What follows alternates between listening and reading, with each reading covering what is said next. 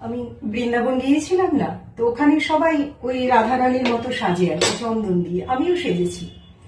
সেটা আমি খুশি মনে ফেসবুকে পোস্ট করেছি। সেটা নিয়ে কিছু মহিলার এত নোংরা মন্তব্য।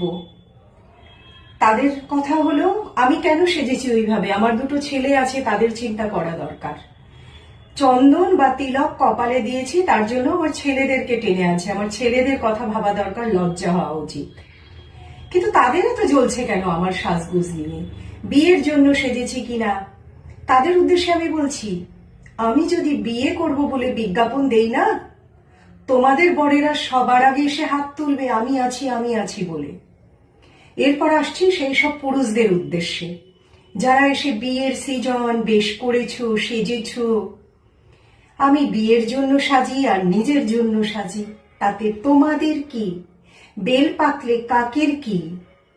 পৃথিবীতে যদি একটাও পুরুষ না থাকে, তবুও আমি এই রকম নোংরা মানসিকতার পুরুষদের কোনো দিনও পাত্তা দেইনি, দেব না, রিজেক্টই করব। যারা মেয়েদের প্রোফাইলে ঢুকে ঢুকে কুমন্তব্য করে, তাদের আমি পুরুষ মনে করি না, ওই যে নর্দমার কীট মনে করি।